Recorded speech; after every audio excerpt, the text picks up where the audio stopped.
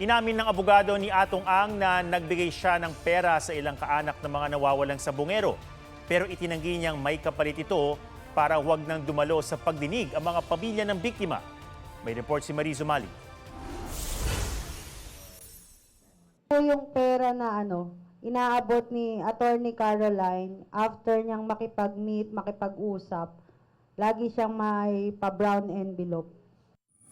40,000 piso kada buwan, kapalit ng hindi na pagdalo sa mga hearing sa kaso. Yan daw ang alok ng abogado ni Atong Ang na si Caroline Cruz sa mga kaanak ng mga nawawalang sabungero. Sabi ng ilang kaanak na dumulog sa NAPOLCOM kahapon, nangangamba silang nagkakaaregluhan na. Ipinakita nila ang sobre at perang tig-1,000. Kaya yung iba po sa amin wala na kasi pumayag po sila na hindi na umattend ng hearing kapalit ng 40,000 per month. Pasimple niya lang pong inabot yan. Sabi niya, tas nung ayaw niya po pabuksan, sa bahay na lang daw po. Konting tulong lang yan, konting sa abala. Yun lang po yung sabi niya. Sumbong pa nila mga pulis ang naging tulay para makapulong ng kampo ni Ang mga kaanak ng mga sabungero.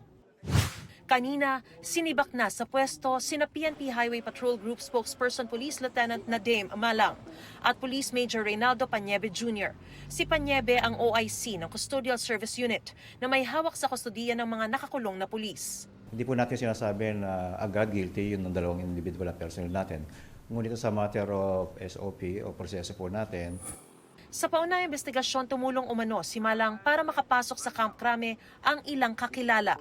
Siya rin daw ang nakipag-ugnayan sa custodial facility para sa meeting. Habang si Panyebe, hindi pa tukoy kung pinayagan nga ang pagbisita.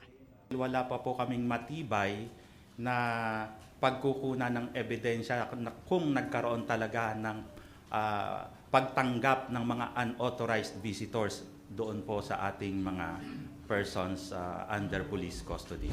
Ang abogado naman ni Ang inamin na nakipagpulong sa ilang pamilya ng nawawalang sabungero sa kanyang opisina noong April 20. Pero mismo nga mga pamilya raw ang humiling ng pulong at hindi siya.